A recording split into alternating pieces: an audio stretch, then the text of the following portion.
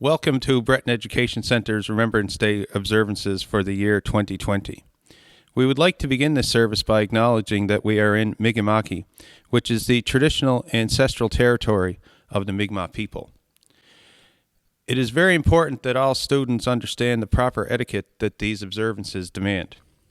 Therefore, it is appropriate to sit quietly and listen to the ceremony in a respectful, silent manner.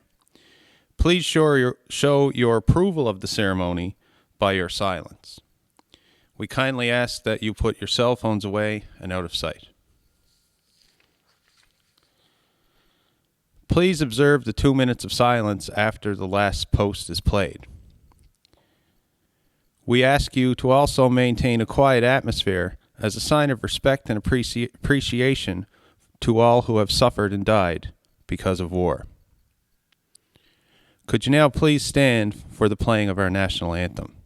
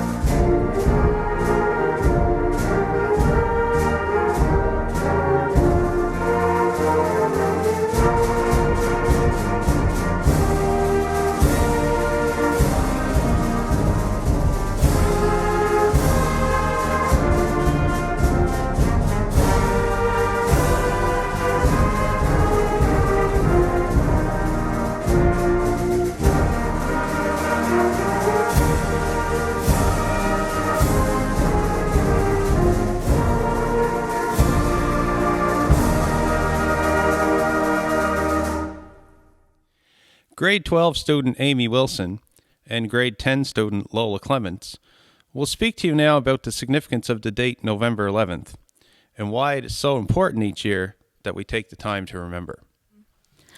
At 11 a.m. on November 11th, 1918, the hostilities of the First World War ceased, the 11th hour of the 11th day of the 11th month. The following year marked the first observance of a day of remembrance on which the sacrifice of those who died in the war could be honored and remembered. Since then, other wars have been fought, and more people have given their lives so that we might enjoy freedom.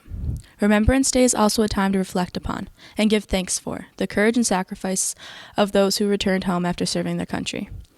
We honor those who fought for Canada in the First World War, the Second World War, the Korean War, the Gulf Wars, and Afghanistan. More than 1.5 million Canadians have served their country in this way, and more than 100,000 have died. In the First World War, Canadian troops fought on the battlefields of Europe in trenches filled with water, mud, and rats. Soldiers wore masks to protect themselves against a deadly new weapon, poison gas. During the Second World War, Canadian troops saw combat in Europe, Africa, and Asia for 6 long years. They fought German submarines in the North Atlantic. In Italy and in France, many were wounded, died, or taken prisoner. Canadians were in the front lines at D-Day, the great invasion that helped win the war. In the Korean War, Canadians fought through heavy rain and snow in the mountains, swamps, and rice fields. About 4,000 Canadian Forces personnel took part in the short-lived Persian Gulf War. For almost 10 years, Canadian troops, along with the other UN countries, have been in the deserts of Afghanistan, where they face the constant threat of improvised explosive devices in the fight against international terrorism. After the Korean War, Canadians looked for new ways to prevent conflict. They continued to help build the peacekeeping forces of the UN, which had been established in the years following the Second World War. Since then, Canadian peacekeepers have worked all over the world on UN and other international organizations' peace efforts. They bring supplies and medical care to those in need, help rebuild war-torn areas, supervise elections, and clear away landmines. Most importantly, they try to prevent the outbreak of violence. 122 peacekeepers lost their lives while serving. Their commitment and skills as peacekeepers have gained Canada respect and influence the world over. Therefore, November 11th is a day we also remember and honor our peacekeepers. We remember those who served in the Merchant Navy. Despite a lack of military training, they risked their lives to transport desperately needed supplies to the Allied forces overseas. More than 2,000 men and women in the Merchant Navy gave their lives serving Canada. We also remember those in the armed forces who have served or presently serve in Canada, protecting our country, our borders, our skies and coastlines, and helping our citizens in different ways during special times of need. Canada's effort during military operations and peacekeeping missions have always been fueled by commitment to protect the rights of others and to foster peace and freedom around the world. Their willingness to stand up and protect human rights, freedom, and justice remains one of Canada's defining characteristics in the eyes of the world. We must not take for granted our Canadian values and institutions, or freedom to participate in cultural and political events, and our right to live under a government of our choice. The peaceful society we in Canada enjoy today is only a dream to the many people in the world who live in countries torn apart by violence and oppression. We need only watch the evening news to be reminded of this. We truly owe a huge debt of gratitude to those who risk their lives to preserve our rights and freedoms. During times of military service, individual acts of heroism occur frequently. However, only a few are ever recorded and receive official recognition. By remembering all who have served, we recognize their willing endured hardship and fears taken upon themselves so that we and others could live in peace.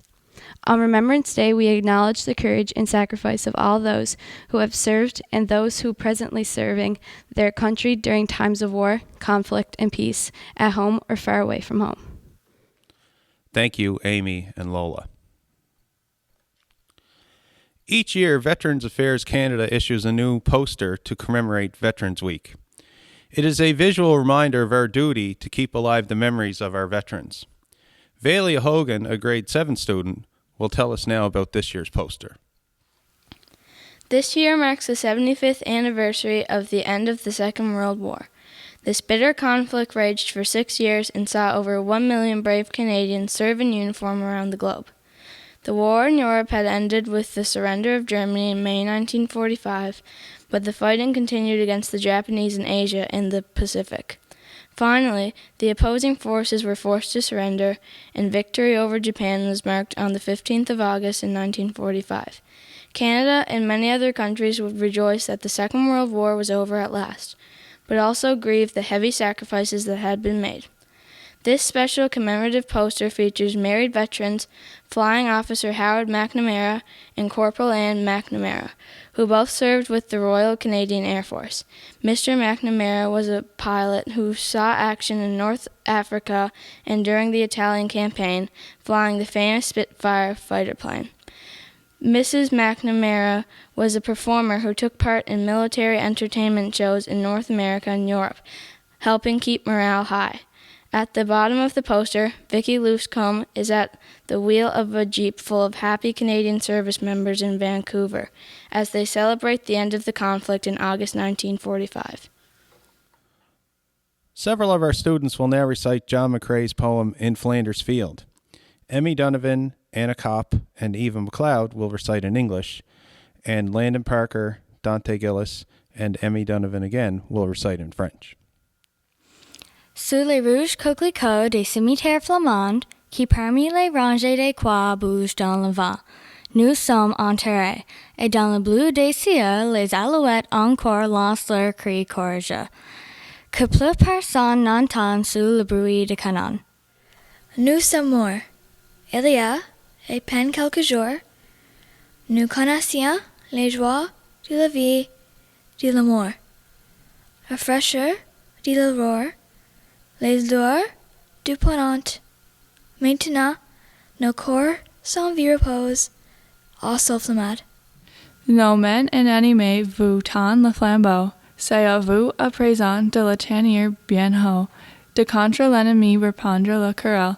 Si vous ne partagez des morts la foi rebelle, nos corps ne pourront pas dormir paisiblement sous les rouges coquelicots de cimetière flamand. In Flanders Fields where the poppies blow, between the crosses row on row, that mark our place, and in the sky the larks still bravely singing fly, scarce heard amid the guns below. We are the dead short days ago, we lived, felt dawn, saw sunset glow, loved and were loved, and now we lie in Flanders Fields. Take up our quarrel with the foe. To you from failing hands we throw the torch. Be yours to hold it high. If you break faith with us who die, we shall not sleep, though poppies grow in Flanders Fields. Thank you, everyone. School band will now perform a popular Remembrance Day selection titled Concertante for Winds.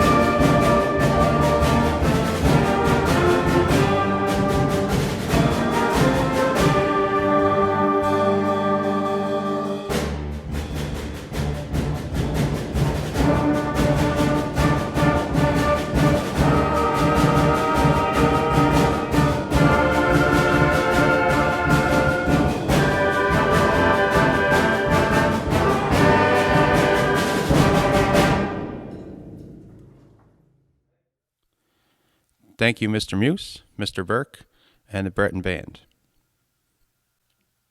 Next, we will hear a song written and sung by Halifax singer-songwriter Terry Kelly. He wrote it as a way to channel his anger after a man in a Shoppers Drug Mart refused to observe that store's 2 minutes of silence on Remembrance Day. Accompanied by his young daughter, the man tried to engage the clerk in conversation, setting a poor example for his child. Good morning, shoppers. At 11 o'clock on this 11th day of November, we'd like to invite you to share with us 2 minutes of silence in honor of our veterans.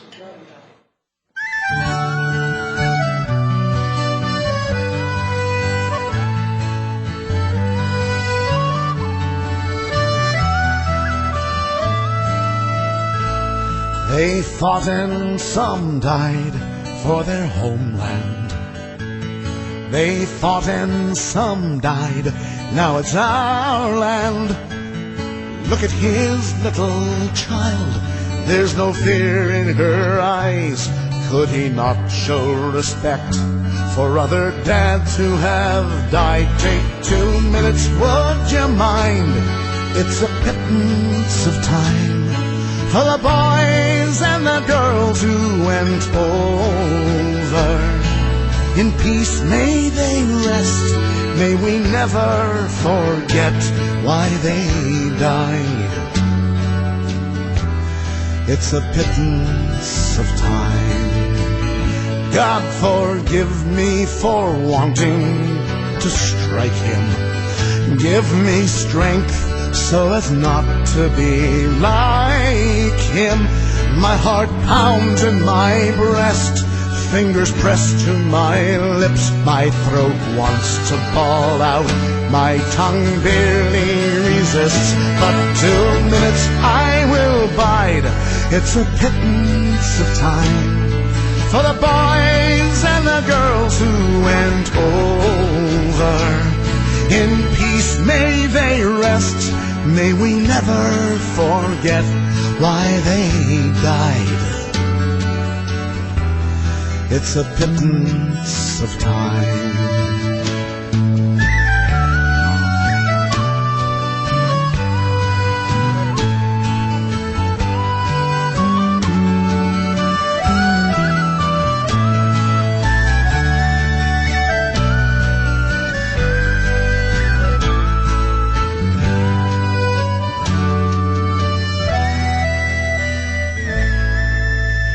Read the letters and poems of the heroes at home. They have casualties, battles, and fears of their own. There's a price to be paid if you go, if you stay. Freedom's fought for and won in numerous ways. Take 2 minutes, would you mind? It's a pittance of time for the boys and the girls all over. May we never forget our young become vets at the end of the line. It's a pittance of time. It takes courage to fight in your own war. It takes courage to fight someone else's war. Our peacekeepers tell of their own living hell. They bring hope to foreign lands that hate mongers can't kill. Take 2 minutes, would you mind? It's a pittance of time for the boys and the girls who go over. In peacetime our best still don battle dress and lay their lives on the line. It's a pittance of time. In peace may they rest, lest we forget why they died. Take a pittance of time.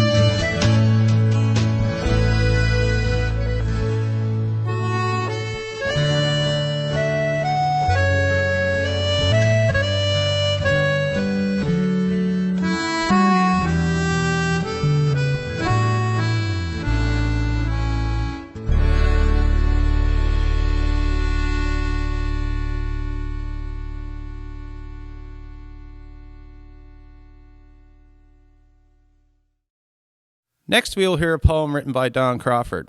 The poem, read by Maya Duhamel, grade 9, and Gracie McCackron, grade 10, relates a poignant encounter between an elderly woman selling poppies and a young boy who asks her the question, "Why do we wear a poppy?" "Please wear a poppy," the lady said, and held one forth, but I shook my head. Then I stopped and watched as she offered them there, and her face was old and lined with care. But beneath the scars the years had made, there remained a smile that refused to fade.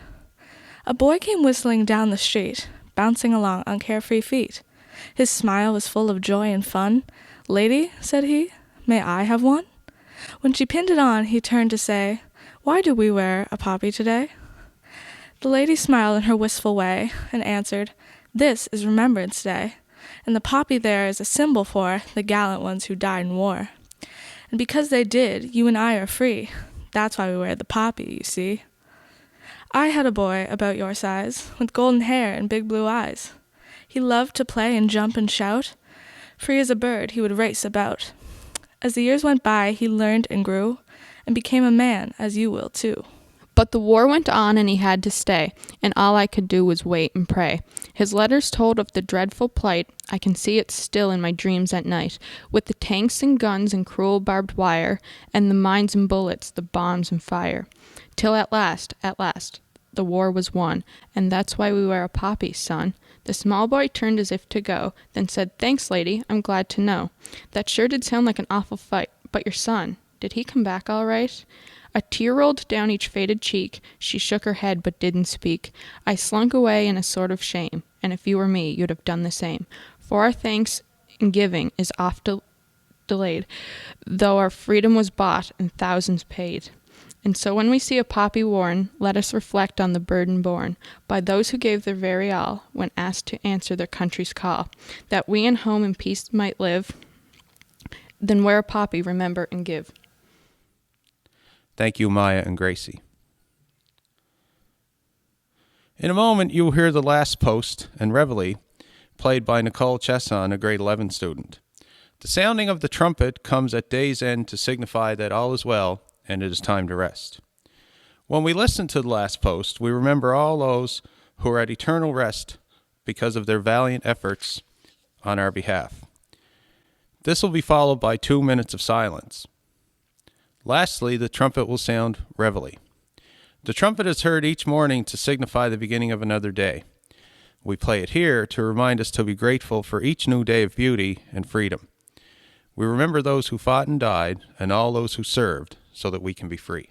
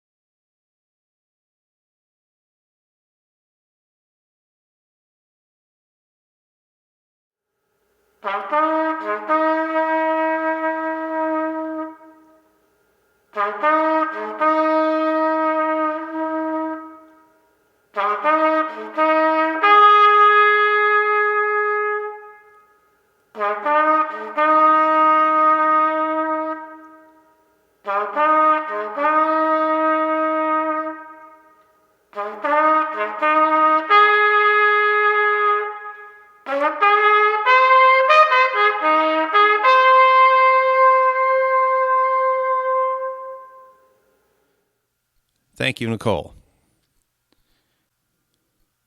Megan McKinnon, a grade 11 student, will read the Act of Remembrance. This brief but powerful verse is taken from a poem by Lawrence Binion called For the Fallen, which was written during the early weeks of the First World War. It is read at every Remembrance Day service. Please listen and repeat the last line, which is, "We will remember them." They shall grow not old, as we that are left grow old. Age shall not weary them, nor the years condemn. At the going down of the sun and in the morning we will remember them.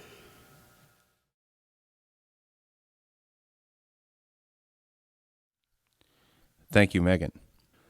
The No. 2 Construction Battalion, Canadian Expeditionary Force, CEF, also known as the Black Battalion, was authorized on July 5, 1916, during the First World War. Grade 11 student Philip Lever will provide us with a brief introduction to the video clip that gives us a glimpse into this segregated, non-combatant unit, the first and only all-black battalion in Canadian military history. Black Canadians have a long history of service in uniform. In earlier eras when our society was less inclusive, they often had to overcome great challenges just to enlist in the military. Yet they persevered to make their own mark. From the days before Canada was even a country of its own, to the current efforts in Afghanistan, the sacrifices and achievements of Black Canadians have shown through. With this video narrated by Nova Scotia's 31st Lieutenant Governor Mayan Francis, we remember Canada's No. 2 Construction Battalion from the First World War, who served our country with pride despite the prejudice they faced on the battlefield. The poster read, "Wanted at once, 300 men for No. 2 Construction Battalion for colored men of Canada." They weren't always wanted. Black Canadians had tried to enlist and had been turned away, told that it was a white man's war.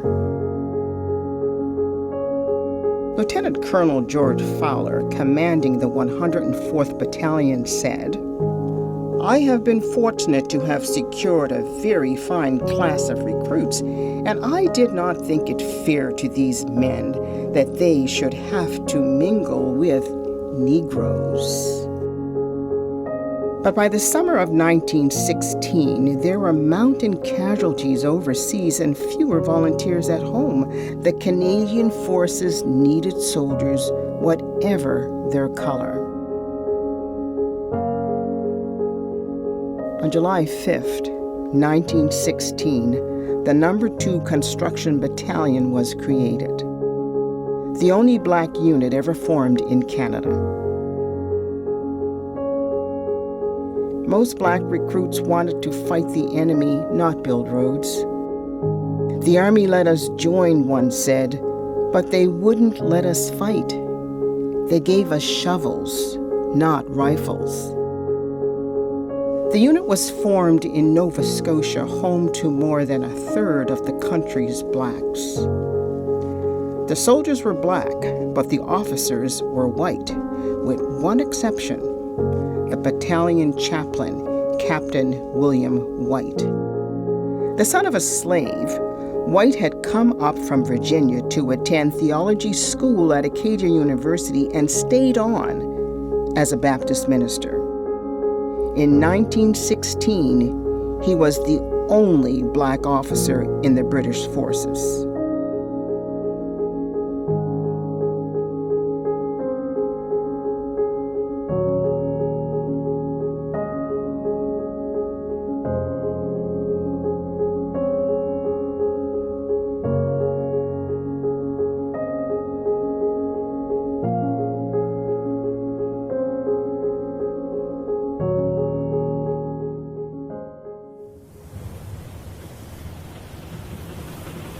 Recruits trickled in from across Canada. From Alberta, Arthur and William Ware enlisted, the sons of the legendary black cowboy John Ware.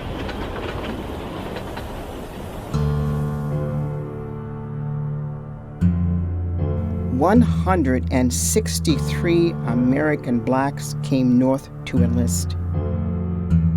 They had hoped to escape the deep prejudice they knew in the United States, but they experienced segregation in Nova Scotia as well. In a Truro movie theater, they were forced to sit upstairs in the balcony until officers intervened.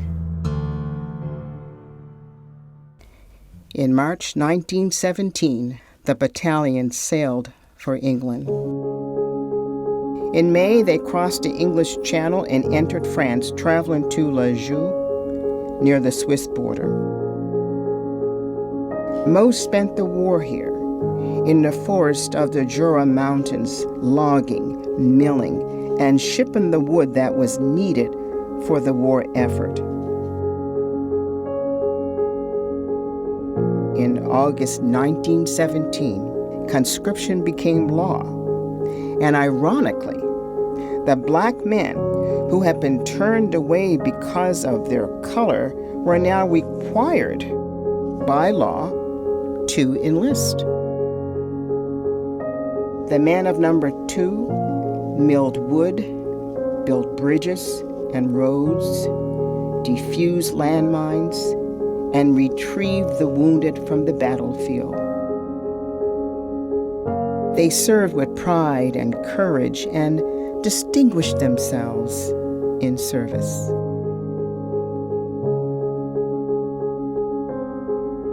They were officially disbanded on September the 15th, 1920. In July 1993, a granite memorial was unveiled at Pictou, Nova Scotia, in their honor. This is the site of an annual service that commemorates the men of the Black Battalion who served our country despite the prejudice they experienced.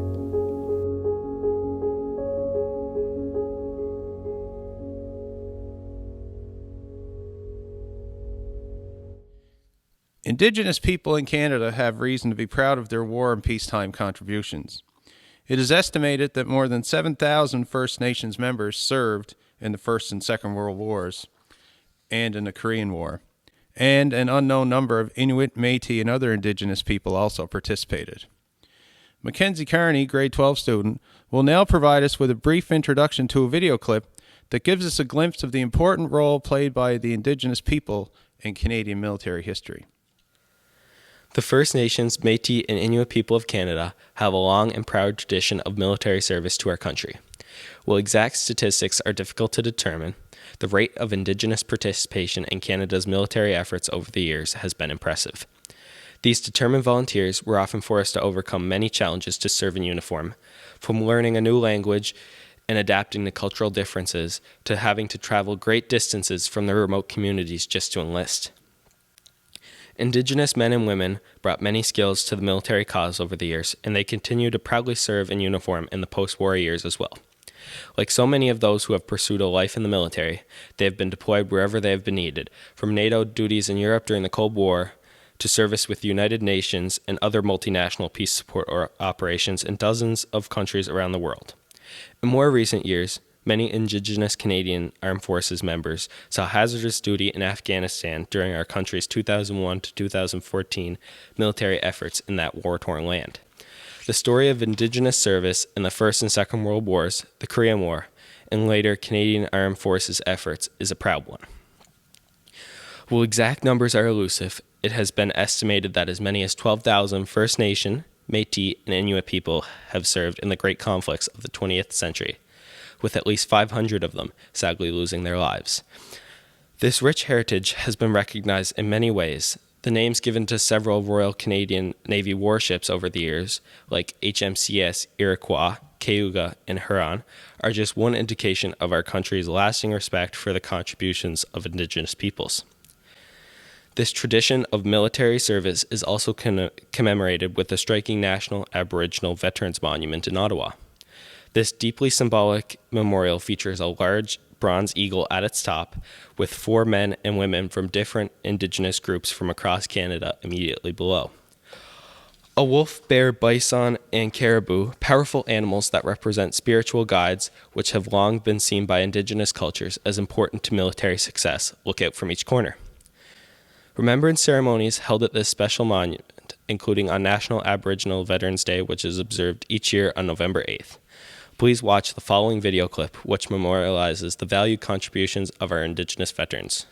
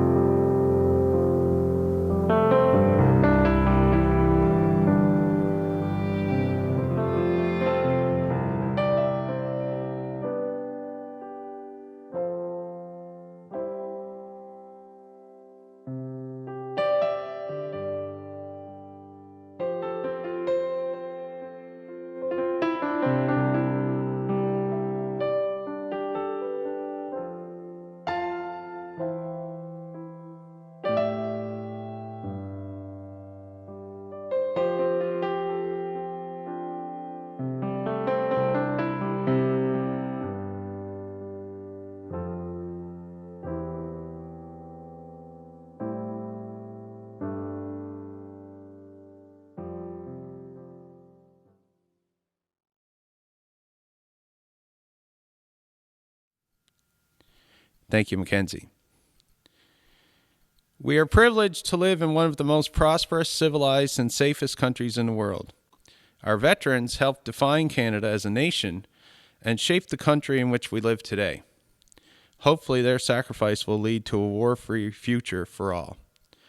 The following selection by the Beck Band is called Heart of Oak and is the official Navy march of several Commonwealth nations.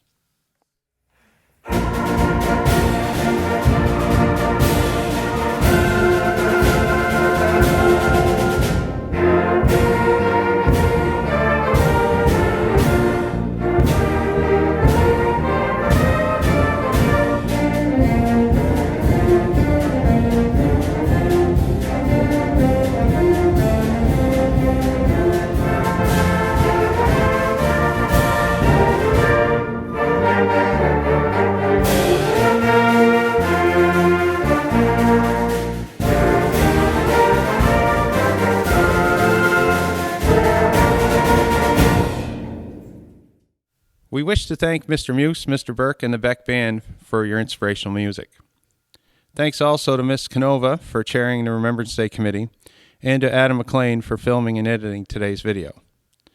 Thanks also to all students and staff who have helped in the presentation of today's ceremony. And thank you all for your respectful attention here today.